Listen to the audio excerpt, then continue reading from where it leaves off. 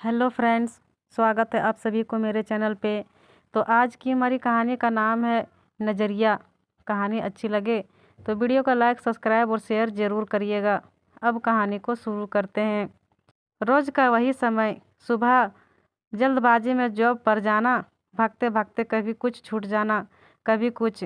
आए दिन उसे ऊपर 2 चक्कर तो लगाने ही पड़ते। आखिर उसे हर बात की हड़बड़ी जो रहती। क्यों ना हो, नया नया जॉब लगा था, घर की और नौकरी दोनों की जिम्मेदारियों को निभा, वह भी सुबह के समय। यह तो एक परिपक्व महिला भी नहीं कर सकती थी।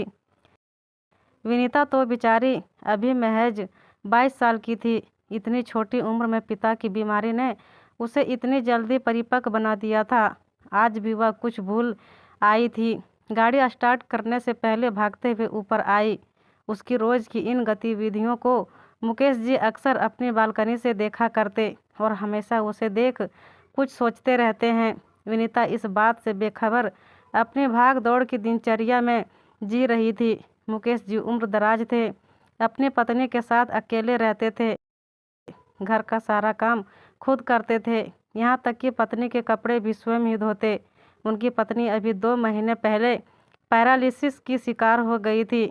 बच्चे तो बाहर थे, वह तो बस फ़ोन पर ही हालचाल पूछकर इतिश्री कर लेते। बेचारे मुकेश जी एक औरत की भूमिका निभा रहे थे। शाम को जब वह टहल रहे थे तो उन्हें विनीता आते हुए दिखाई दी। विनीता का फ़ोन कान पर लगा था। वह अपनी गाड़ी रोकते समय बैलेंस खो बैठी। यह देखते ही मुकेश जी ने लपक कर उसकी मदद की और मुस्कुरा उठे। विनीता उन्हें धन्यवाद देकर घर आ गई। पहली बार विनीता ने मुकेश जी को देखा था। वह तो इतनी व्यस्त रहती कि आसपास कौन रहता है इसकी भी उसे जानकारी न थी। विनीता की माँ जब सब्जी लेने नीचे जाती तो रेनू उसे अर्थपूर्ण दृष्टि से देख मुस्कुराती रहती। उसे कुछ समझ ना आता।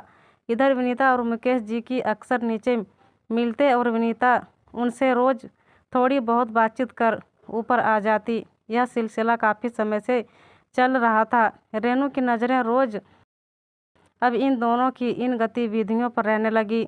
एक दिन मुकेश बाबू ने उसे कुछ सामान लाने को कहा। विनीता ने सहर्ष ही उनकी बात को मान देकर हाँ कहकर चली गई। उस दिन बात आई गई हो गई।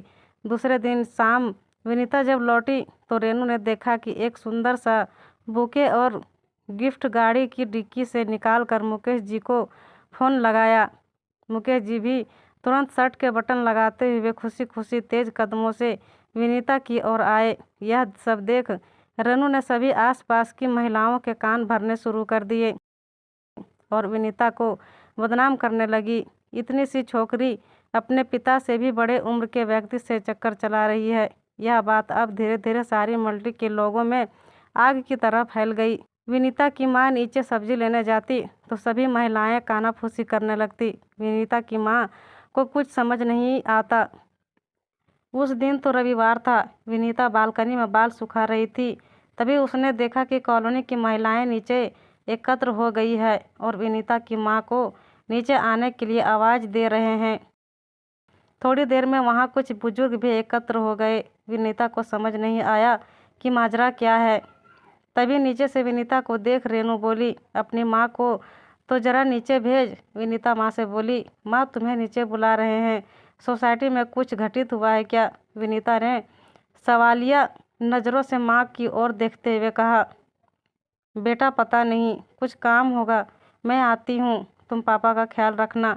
कहते हुए विनीता की माँ नीचे आ गई। रेनू उसे देखते ही चीख कर बोली, विनीता की माँ, अपनी लाडली को नीचे नहीं बुलाओगी? पूरे कॉलोनी का माहौल ख़राब कर रखा है। हमारे भी बच्चे हैं, इस बात का उन पर क्या असर होगा, कुछ पता है? विनीता की माँ सहम गई। क्या हुआ जो आप लोग इस तरह की बातें कर रहे हैं? तुम क्या घर में आंखों में पट्टी बांधकर रहती हो, जो समझती नहीं कि तुम्हारी बेटी क्या गुल खिला रही है?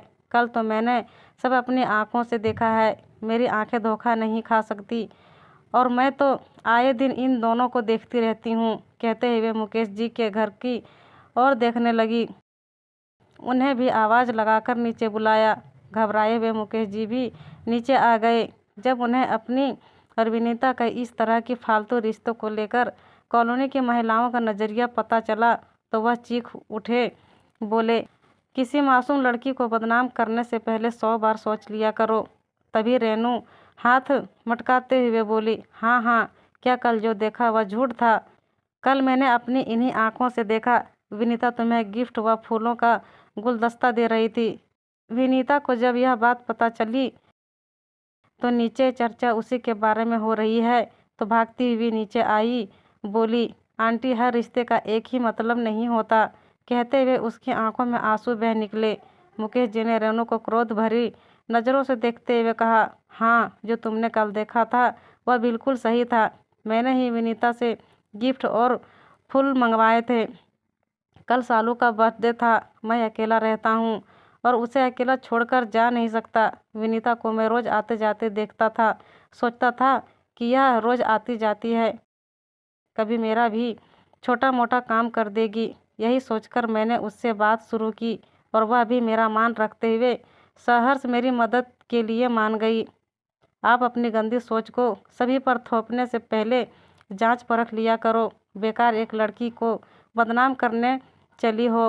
तुम जैसी औरतें ही है जो समाज में जो होता नहीं है उसके बारे में भी मनगढ़ंत कहानियाँ बताकर फालतू की गॉसिप करके लोगों के बारे में बेकार की बातें फैलाती रहती हो। इतना सब हो जाएगा, यह सोच विनीता रोने लगी।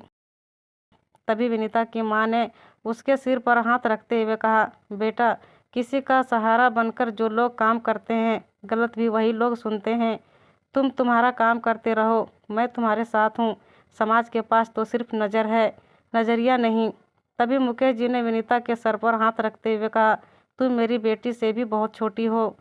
आज रेनू अपने बताए हुए बेमतलब के जाल में खुद ही फंसकर शर्मिंदगी महसूस करने लगी। उसने मुकेश जी और विनीता से माफ़ी मांगने में भी झिझक महसूस हो रही थी।